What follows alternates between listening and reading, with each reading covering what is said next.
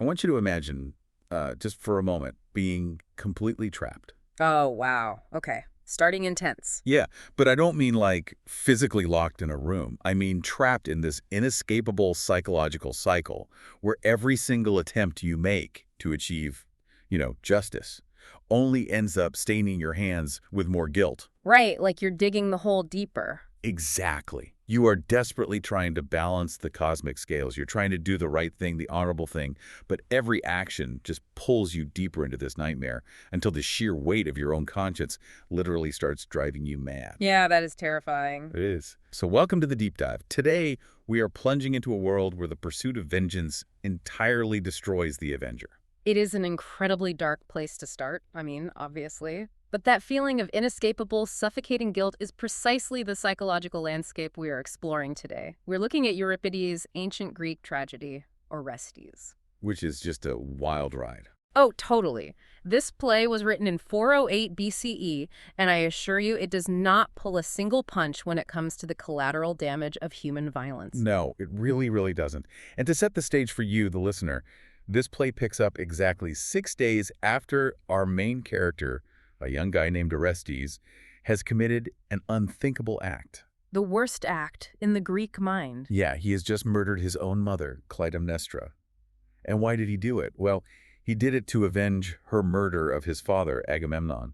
So we aren't starting with the inciting incident here. Right, we're dropping right into the immediate, bloody, and psychologically devastating aftermath. We're looking at, like, the hangover of vengeance. The hangover of vengeance, that is a perfect way to phrase it. But before we get into the visceral, gritty details of the play itself, we need to clearly outline the unique mission of our discussion today. Yes, this is crucial, because we aren't just performing a standard, run-of-the-mill literary analysis of a 2,400-year-old Greek text. Right. The stack of sources we are working from today provides a very specific, highly structured lens. We are looking at this play through a conservative, evangelical, canonical, biblical theology framework. That's the fascinating angle here. I mean, the authors of the materials we're reviewing are taking this ancient pagan myth, breaking down the original Greek text, and running it all through a rigorous theological analysis. And the overarching mission we are tackling today, the really profound question these texts are trying to answer, is this. How can reading this incredibly dark, violent, pagan play actually inspire Christians to love Christ more deeply and live for him more fully in their daily lives? It's a big question, and we should make a crucial point right here at the outset, just to, set expectations. He's totally fair. Our role today is to impartially explore and unpack the rigorous theological and linguistic analysis contained in these specific source materials. We are going to present these biblical viewpoints and these evangelical frameworks exactly as they appear in the texts we've been provided. Exactly. We are essentially acting as your guides through this specific analytical lens. If there are theological critiques of paganism or moral judgments made about human nature, those are the arguments constructed by the authors of our sources. Right, we're just laying them out. We're just unpacking the mechanisms of those arguments so you can fully grasp the fascinating linguistic and historical connections being made. And honestly, the connections they draw between ancient Greek psychology and New Testament grammar are completely mind-blowing. They really are. Okay, let's unpack this. Because to understand the absolute mess Orestes is in, we have to look at his family tree. And let me tell you, the House of Atreus has a backstory that makes a modern prestige true crime documentary look like a children's cartoon. Oh, it is relentless. The generational curse of this family is foundational to the entire Greek mythological landscape. Like, it's the gold standard for dysfunctional families. Exactly. And when we talk about a curse here, we aren't talking about a string of bad luck. We are talking about a compounded, inherited blood guilt that infects the family DNA. It operates almost like a spiritual virus. Yeah. It begins generations before Orestes is even born with his ancestor, Tantalus. Now, Tantalus is a figure most people probably know from the word tantalize, right? Yep, that's where we get it. He was supposedly a son of Zeus, and he gets invited to dine with the gods. But he completely abuses the privilege. He steals their nectar and ambrosia, and worse, he fails to keep their divine secrets. Which is a huge no-no. Right. So for his arrogance, he is punished eternally. Now, Homer's version has him standing in a pool of water he can never drink from. Right, the classic tantalizing imagery. Yeah, but Euripides gives us a different, much more psychological torture. In this telling, Tantalus is suspended in midair, forever quailing in absolute terror because there's a massive crag, like a giant boulder, constantly looming right over his head. Just perpetually threatening to crush him. Perpetually. Can you imagine the anxiety? It is a stunning visual metaphor for perpetual anxiety. Tantalus is trapped in a state of suspended, agonizing anticipation of divine punishment. And that anxiety, that curse of arrogance and inevitable doom, passes to his son, Pelops. Right, because curses in this world don't just stop with one guy. Never. Pelops wins his bride through a rigged chariot race that results in murder, adding more blood to the ledger. But it's with Pelops' sons, Atreus and Thyestes, that this cycle of kinslaying really metastasizes into something horrifying. Metastasizes is definitely the right word, because the two brothers fall into this incredibly bitter, escalating rivalry over the throne of Mycenae and over a woman. A classic power struggle. Classic. But it spirals totally out of control, leading to one of the most grotesque acts in all of myth. Atreus, in an act of absolute unchecked vengeance, decides to punish his brother Thyestes. And he goes way too far. Way too far. He doesn't just kill him. Atreus murders Thyestes' young children, butchers them, cooks them, and serves them to his own brother at a supposed reconciliation banquet. I mean, the psychological cruelty of that act is staggering.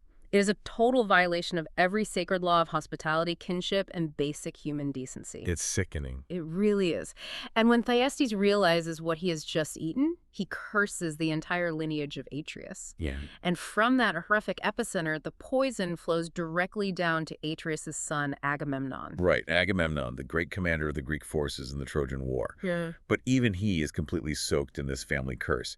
To get favorable winds for his warships to sail to Troy, Agamemnon sacrifices his own daughter, Iphigenia.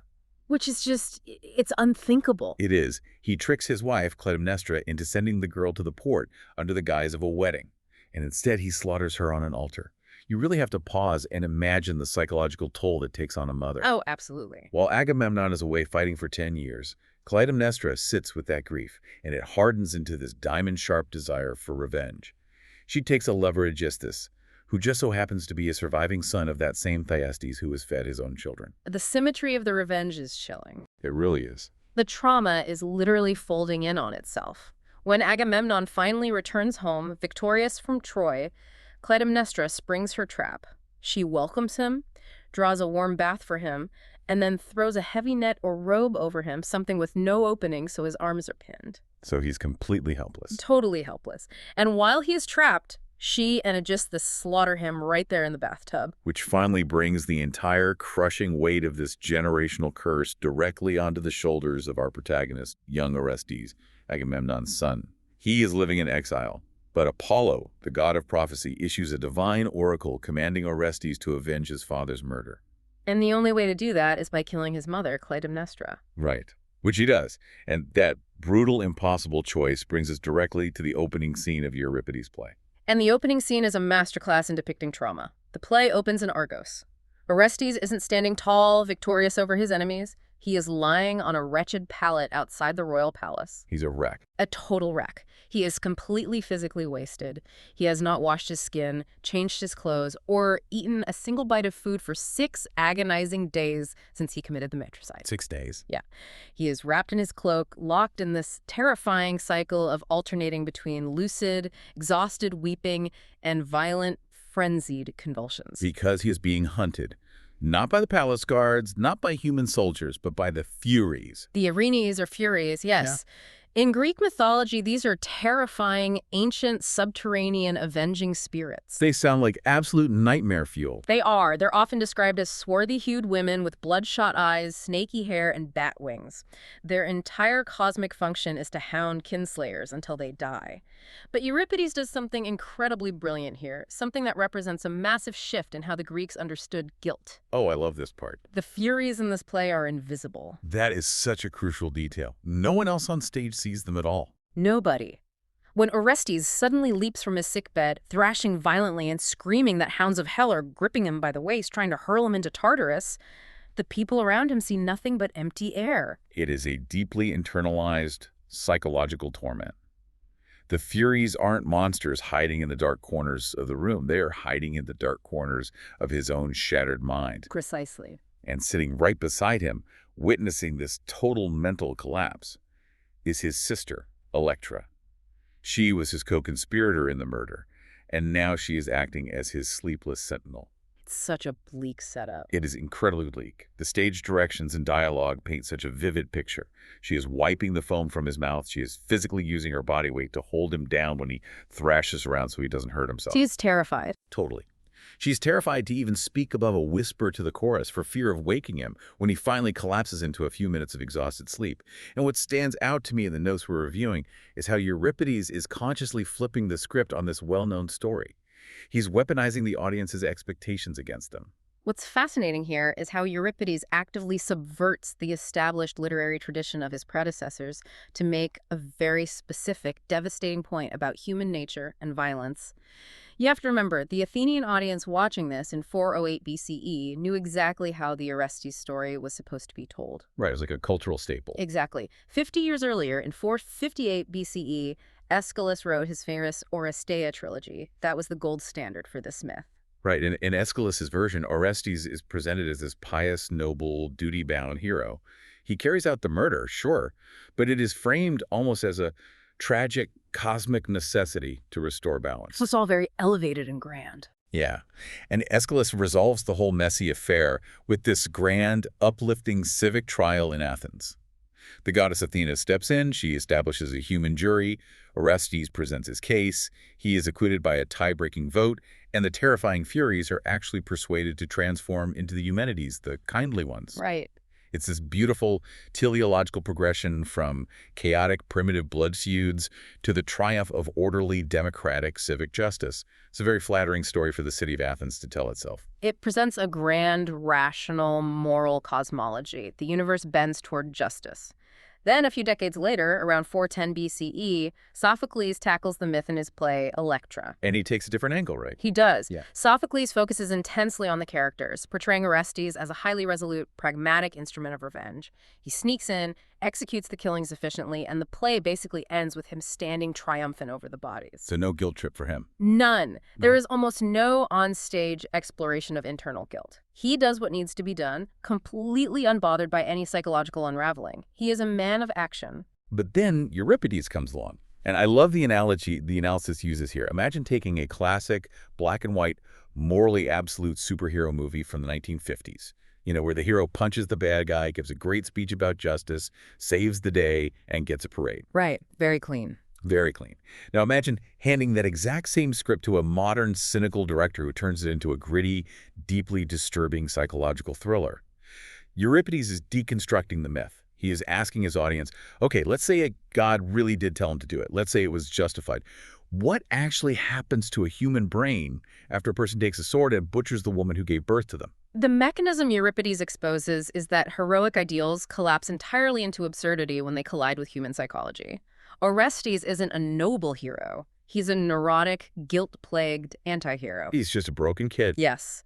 The grand cosmological order of Aeschylus is stripped away, leaving only the ugly, realistic psychological toll of violence. And there is a profound historical reason for this shift.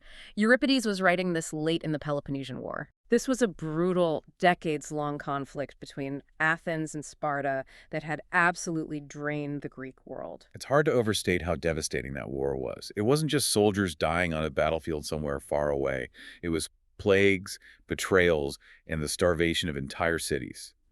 Decades of real-world bloodshed chemically alters a society's appetite for glorious vengeance myths.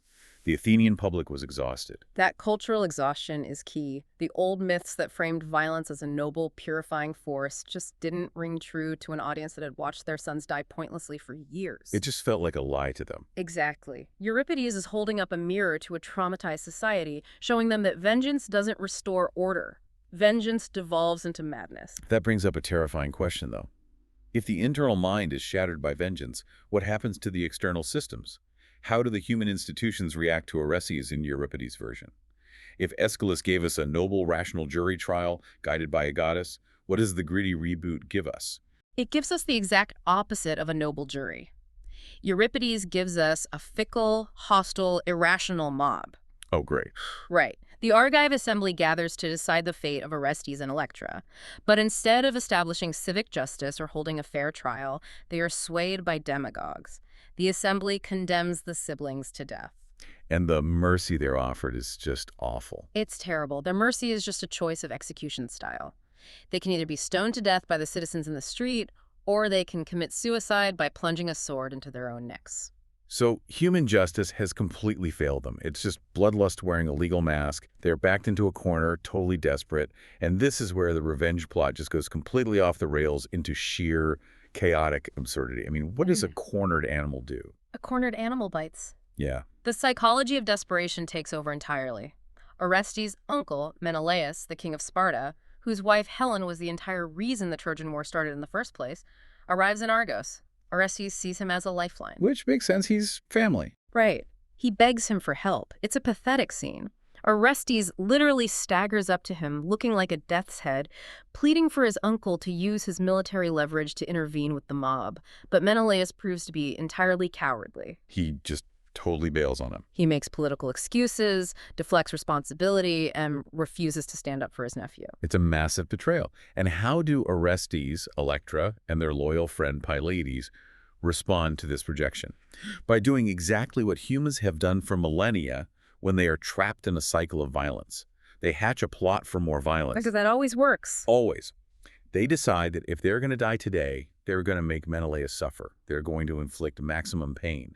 So they plan to murder Helen of Troy, who is hiding inside the palace. And the execution of this assassination plot is where the play turns into something approaching tragicomedy. Euripides gives us an incredibly bizarre, chaotic scene narrated by a Phrygian slave. This scene is so weird. It really is. This is an Eastern eunuch who is part of Helen's luxurious retinue, and his perspective highlights the sheer absurdity of the violence. The sensory details in the notes about this scene are wild. The slave describes the setting. He was standing next to Helen, wafting her curls with this round feather fan in the Phrygian style, while she sat peacefully spinning flax. Very domestic. Very domestic, very opulent, almost ridiculous Eastern luxury. Then Orestes and Pylades enter. The slave describes them as two Greek lions, pretending to be humble suppliants weeping at Helen's knees.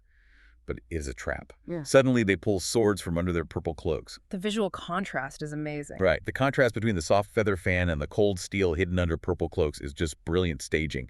They lock the servants away, and like wild boars, they trapped Helen. Orestes grabs her by the hair, bends her neck back, and is about to drive the steel into her throat. But then at the climax of the violence, Helen simply vanishes into thin air. Just poof. Just poof. The magic of the gods intervenes. The slaves manage to break out of their rooms with stones and javelins to try and stop the murder, but they are terrified of the heavily armed Greek warriors and immediately scatter. And the slave narrating this. He manages to escape the palace in total panic. He literally throws himself at Orestes' feet, babbling, crying, and groveling in the most undignified way possible just to save his own life. And Orestes' reaction is just so telling. Yes. Orestes, the supposedly noble prince, actually mocks the slave's cowardice. He points his bloody sword at the eunuch, toys with him, and basically decides the man isn't even worth the effort of killing. It is a pathetic, frantic scene. Orestes doesn't look like a hero dispensing cosmic justice here. He looks like a deranged, heavily armed hostage-taker bullying a terrified servant. Because right after this, having failed to kill Helen, he and Pylades pivot to an even more desperate plan. They grab Menelaus' young daughter, Hermione. They drag this innocent girl to the roof of the burning palace, and Orestes stands there with a sword pressed directly to her throat, screaming unhinged threats down at Menelaus in the courtyard below. And this frantic, escalating madness on the roof is the critical moment where the theological framework we are using introduces its first major connection to biblical theology. Okay, let's get into that. What Euripides is dramatizing organically, this observation that violence fundamentally degrades the human soul, perfectly illustrates a core biblical principle. The authors of the analysis point specifically to Proverbs 26.27, which says, "Whoever digs a pit will fall into it, and a stone will come back on him who starts it rolling." It's the mechanics of self-destruction. And they also bring in James 1.15, which talks about the life cycle of sin. Desire gives birth to sin, and sin, when it is fully grown, brings forth death. Euripides is showing us the fully grown monster of sin here. Exactly. Even working entirely outside the Judeo-Christian tradition, Euripides has organically observed and dramatized a profound psychological truth that the biblical authors also document meticulously. Unchecked vengeance breeds chaos. He's universal. It is. The analytical notes highlight that Orestes' internal physical torment on his sickbed is a dramatic validation of Psalm 32. When the psalmist writes, "My bones wasted away through my groaning all day long. My strength was dried up as by the heat of summer."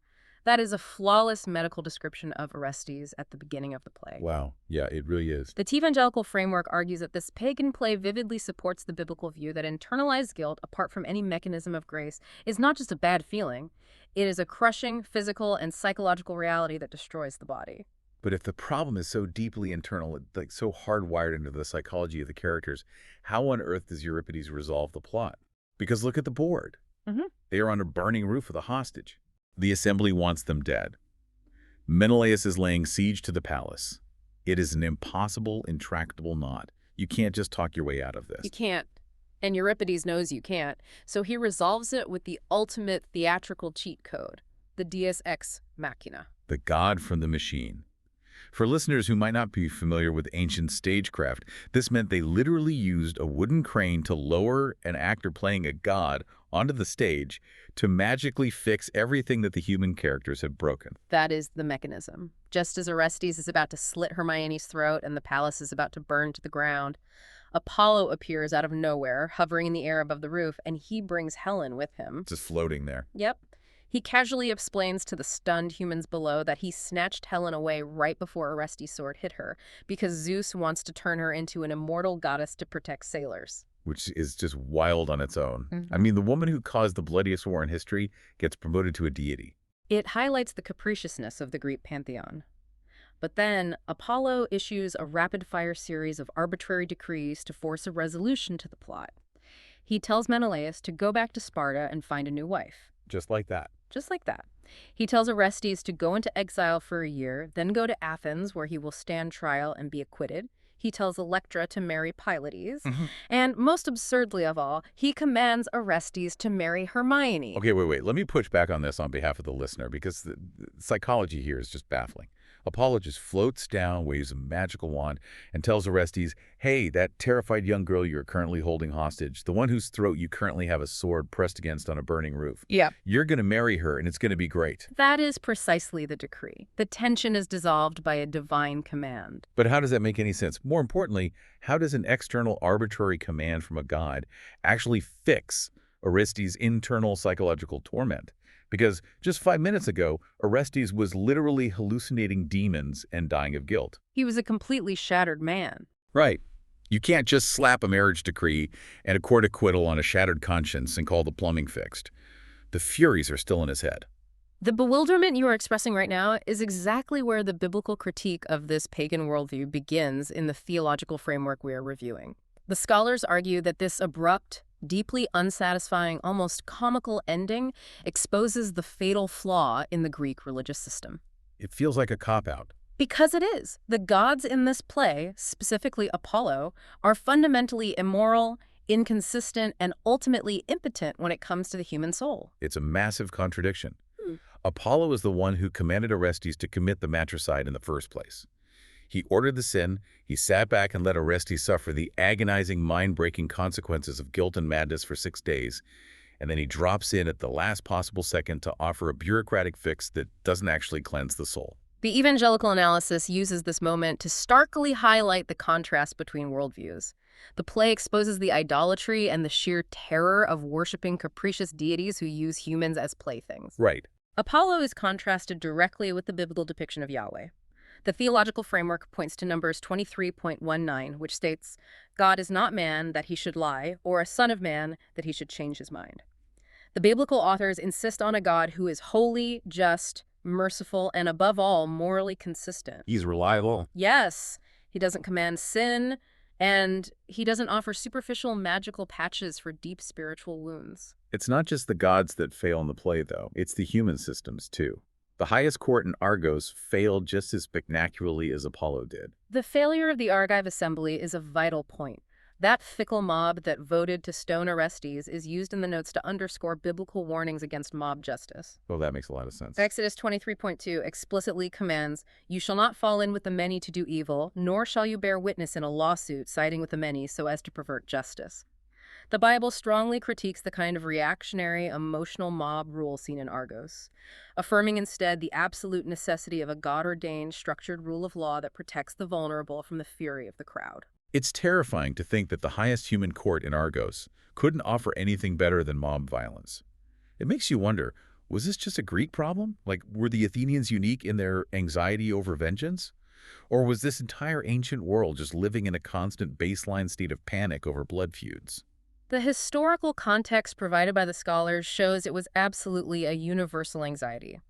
The notes briefly zoom out to look at the broader ancient Near Eastern or ANE context. Okay. While there are no direct literary parallels where, say, the Babylonians copied the Orestes story exactly, the underlying motifs, blood guilt, kinslaying, and generational curses, were the defining anxieties of the entire ancient world. If you think about the mechanics of it, it makes total sense. If you are living in a society with no centralized police force and someone murders your brother, the duty of justice falls entirely on you. You become the executor. Right. But the moment you take revenge and kill the murderer, his family is now honor-bound to avenge him by killing you. It's a never-ending loop of escalation. The pressure was immense. If you failed to avenge your kin, you were a coward and outcast, and your land was considered polluted by the unavenged blood. We see massive societal efforts to regulate this. Like what? Well, we see it in ancient Hittite laws, which tried to institute complex systems of financial compensation to stop the killing. We see it in the Ugaritic Baal cycle, which deals heavily with divine conflict and cosmic retribution. Across the board, there was a cross-cultural understanding that spilled blood, especially the blood of a family member, demanded what the Greeks called poinou. Poinou, Yep. meaning a penalty or an atonement, a payment demanded by the universe. Yes. Unanswered blood literally cursed the earth and the lineage. It was a suffocating reality. Here's where it gets really interesting, because the theological lens we are using doesn't just point out these broad thematic similarities.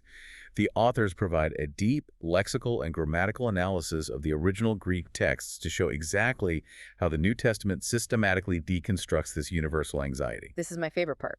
They show how the biblical worldview actually provides a structural mechanism to break the vengeance cycle. This is where we get into the heavy linguistic lifting, and it is fascinating. The analysis focuses intensely on Romans 12.19, a pivotal verse where the Apostle Paul writes, "Beloved, never avenge yourselves, but leave it to the wrath of God, for it is written, 'Vengeance is mine, I will repay, says the Lord.'"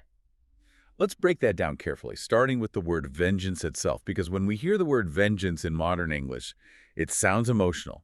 It sounds like a personal vendetta. It sounds like Orestes taking a sword to Helen in a fit of rage. Exactly, but lexically, that is not at all what the Greek word means in this context. The scholars analyze the Greek noun Paul uses, ektikasis. Ektikasis. Yes. According to the standard Greek lexicons, this word carries a strictly forensic legal sense. It refers to covenantal justice and formal punishment.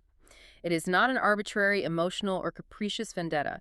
It is the structured, objective execution of justice that belongs exclusively to the jurisdiction of God. So Paul is essentially saying, take your hands off the steering wheel. That jurisdiction doesn't belong to you. You are trying to do a job you aren't qualified for. That's a great way to put it. And the mechanism of the grammar reinforces this in a stunning way. The analysis utilizes a framework called verbal aspect theory, specifically following the work of a linguist named Constantine Campbell. Okay, I saw this in the notes. Verbal aspect doesn't just look at the time an action happens, past, present, or future. It looks at how the author views the shape or the flow of the action. Right. It talks about imperfective and perfective aspect. Yeah. And frankly, my eyes crossed at first when I read that. But if I'm parsing this right, it's not just about verb tenses, it's about the shape of the action. Correct. Like, imperfective is putting a brick down on the gas pedal. It's a continuous, ongoing, uninterrupted state. But perfective is like slamming the emergency brake one. Sharp, decisive, completed motion. Am I reading that right? That is a brilliant way to frame it. When we apply that to Paul's grammar in Romans 12.19, the brilliance of the text unlocks. Paul gives a negative command, never avenge yourselves, using the participle ektikontes, and he gives a positive command, give place to wrath, using the verb dote. And the aspects are different for each. Yes. The command, never avenge yourselves, is presented with imperfective aspect. It is the brick on the gas pedal. It is an ongoing, continuous prohibition. Paul is saying, as a continuous state of being, never participate in the cycle of self-vengeance. Wow. But the second half, give place to God's wrath, is in the aorist tense, which carries perfective aspect. It is the emergency brake. It is a sharp, decisive, punctiliar command. So the grammar itself is a mechanism for stopping the cycle. Stop your ongoing participation in revenge and make a single decisive choice to hand the scales of justice over to God. The linguistic structure goes even deeper, if you can believe it. The scholars utilize another method called Hallidaian systemic functional linguistics, which is often just called discourse analysis. This looks at how information flows through a sentence, specifically focusing on two concepts, theme and rime. The notes mention this systemic functional linguistics, which sounds terrifyingly academic. It does. But it boils down to theme and rime, right? I think of it like building a house. The theme is the foundation you're starting from, the given information, the starting point of the thought. The rime is the new room you're building on top of it. It's where the sentence is actually taking you, the destination. That's a perfect translation of the concept. The theme is your starting coordinate. The rime is your destination. In Romans 12.1, the sentence progresses from the negative theme of human self-vengeance, which we just saw in Euripides, as a chaotic, madness-inducing failure, to the positive rime of God's vengeance, or God's covenantal justice. This is pointing you away from the trap. Exactly. The linguistic architecture of the sentence literally mirrors the theological shift Paul is demanding. The grammar moves the reader away from the human trap of retaliation and lands them securely on the solid foundation of divine justice. It's not just the words, it's the actual architecture of the sentence, pointing away from the Orestes model and toward the biblical model. But practically speaking, how did this work on the ground? Before Paul wrote the New Testament, how did the Old Testament handle this very real, terrifying problem of blood feuds? Because people were still accidentally killing each other in ancient Israel. The threat of the cycle was still there. The Old Testament fully recognized the terrifying reality of blood guilt and generational curses. We see ominous references to the sins of the fathers visiting the children in Exodus 20, and the visceral image of the blood of Abel crying out from the ground in Genesis 4. Yeah, that's heavy stuff. It is. But instead of leaving justice to fickle mobs or capricious gods like Apollo, the Old Testament law instituted a highly structured sociological solution: the cities of refuge. This is such a cool concept. When I read about the cities of refuge, I immediately thought of them like a circuit breaker in your house's electrical panel. I love that analogy. When the voltage of human anger and revenge spikes too high, say, an accidental death sparks a blood feud and the family is out for blood, the law trips the breaker. It physically halts the current so the whole society doesn't burn down. The circuit breaker analogy perfectly captures the mechanism of Numbers 35 and Deuteronomy 19. If a person accidentally killed someone, what we would call manslaughter, they could physically flee to one of these designated cities of refuge spread throughout Israel. And once they were inside, the avenger of blood, the designated family member responsible for point out, could not touch the killer once they were inside the city gates. it forced everyone to take a breath. It removed the immediacy of the violence. It provided procedural justice, which is the antidote to mob rule. It forced a formal trial to distinguish between premeditated murder and accidental manslaughter. If it was determined to be an accident, the person stayed safely in the city until the death of the reigning high priest. Oh, that's interesting. Why the high priest? Because at that point, the blood guilt was considered officially expiated, and the person could go home safely. It systematically halted the generational cycle of revenge that we see completely destroying the House of Atreus. It replaced the chaotic vengeance of the mob with the structured mercy of the law. But the theological lens we are exploring makes it clear that the Old Testament law is viewed as a shadow, a precursor to a much greater reality. The circuit breaker stops the house from burning down today, but it doesn't fix the underlying faulty wiring in the human heart. How does the New Testament fulfill and finalize this? This is where we arrive at the profound concept of true, permanent atonement. The scholars take us deep into the book of Hebrews, specifically Hebrews chapter 9, verses 12 through 14. This passage sets up a massive contrast between the Old Covenant sacrifices, the repetitive blood of goats and calves, and the blood of Christ. And the Greek grammar here is crucial again, isn't it? Immensely crucial. The text says that Christ entered the holy places once for all. The Greek word is ephipax, by means of his own blood securing an eternal redemption. Ephipax. Yes. Applying Campbell's verbal aspect theory again, the verbs used for Christ's entry and his securing of redemption, are in the aorist tense. They are perfective. It is the emergency brake. It is a completed, unrepeatable, decisive act. So no more endless loop. All right. It stands in direct, stark contrast to the endless, agonizingly repetitive cycle of pagan sacrifices or human revenge. Discourse analysis shows up here too, doesn't it? The theme and reme moving from the old to the new. Yes. The theanic progression in Hebrew's noun carefully moves the reader from the old blood of animal sacrifices, which is the known, established theme, to the new theme of Christ's blood. And the scholars highlight a critical foundational phrase in verse 14.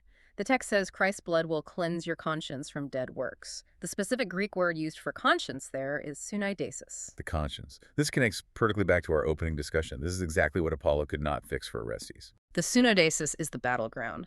Apollo could decree a political marriage, he could order an exile, he could manipulate the external circumstances, but he could not touch Orestes' internal sunaidesis. He couldn't reach it. No, he could not scrub the guilt from the man's mind.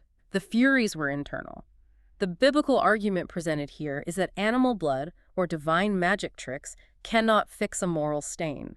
Only the perfect substitutionary atonement of Christ can actually penetrate and purify the internal conscience. Wow. It does what the deus ex machina only pretended to do. It physically unplugs the furies from the human brain. And it breaks the generational curse, too.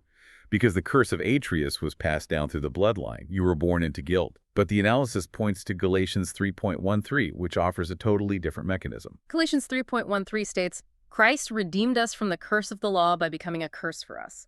The linguistic prominence in the sentence shifts entirely to Christ as the ultimate curse bearer. He takes it on himself. He willingly steps into the generational lineage of human sin. He absorbs the full, terrifying weight of the furies, the divine righteous justice due for that sin, and he completely exhausts it on the cross. The debt is paid in full.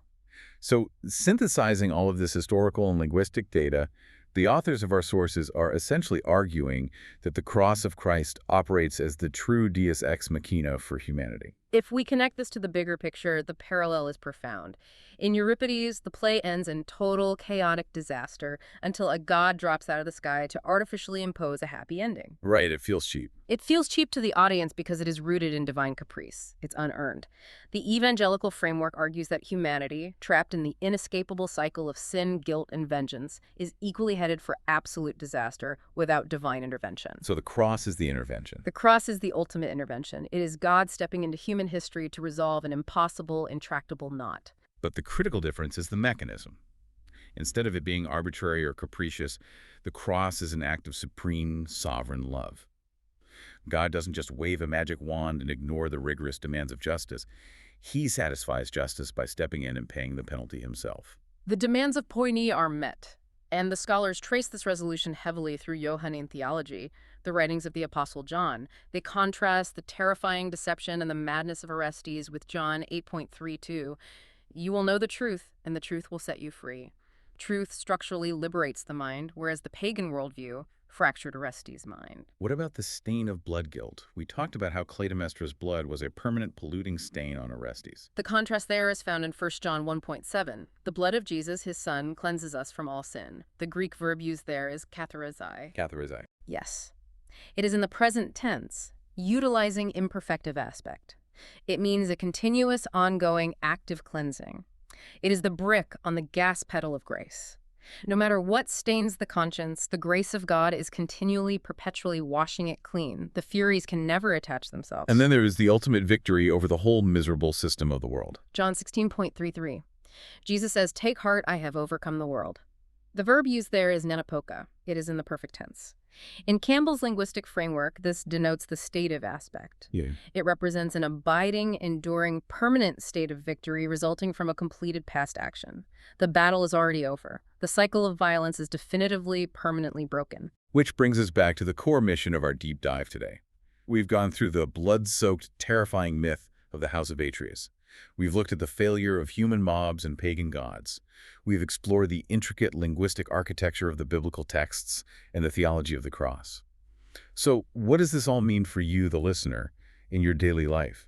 How does unpacking an ancient, depressing play inspire a deeper Christian life? Well, the scholars argue that reading Orestes is incredibly valuable because it strips away our modern comforts and gives believers a visceral, terrifying picture of what a worldview without a consistent, gracious God actually looks like. It's a wake-up call. It really is. It reminds us of the baseline state of humanity. It is a world of endless scorekeeping, of passed-down trauma, of mob rule, and of a crushing internal guilt that eventually drives you mad. It is life without the circuit breaker. It is life at the mercy of the Furies. When you truly realize how horrible the alternative is, it makes you see the teachings of Jesus in a completely different light.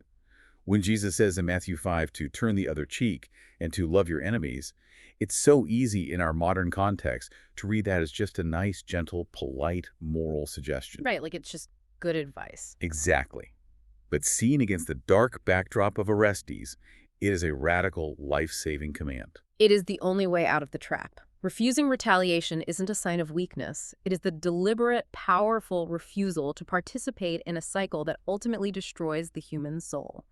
The call to forgive, which, as the notes emphasize, is only enabled by the power of the Holy Spirit, is the only structural mechanism that actually halts the contagion of human violence. And ultimately, witnessing Orestes hopelessly entangled in his own guilt makes the beauty of Christ's grace shine exponentially brighter.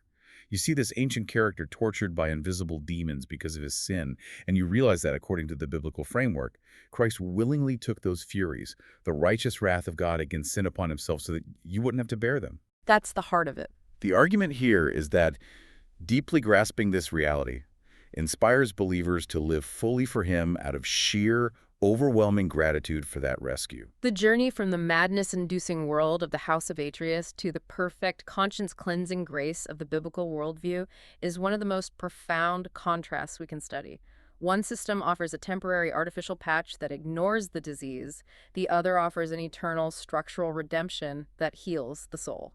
We've covered a tremendous amount of ground today, from the psychological heights of Greek tragedy to the absolute depths of Greek grammar. But as we wrap up this deep dive, I want to leave you with one final provocative thought to mull over. Right on us. Look at our modern culture. We are absolutely obsessed with revenge stories. From blockbuster action movies like John Wick to an endless parade of superhero vendettas, we consume these narratives like candy. We really do. We sit in the dark eating popcorn, and we cheer for the ultimate payback, waiting for that satisfying moment when the bad guy gets exactly what's coming to him. But if ancient Greek playwrights like Euripides were already recognizing over 2,000 years ago that revenge is a psychological trap, a poison that destroys the avenger's own mind just as surely as it destroys the victim, why are we still so drawn to it? That is a great question. What if, in a world that is totally addicted to getting even, the most truly heroic, the most radically rebellious act you can possibly commit is simply to forgive? Something to think about. Absolutely. Thank you for taking this deep dive into the sources with us. We'll catch you next time.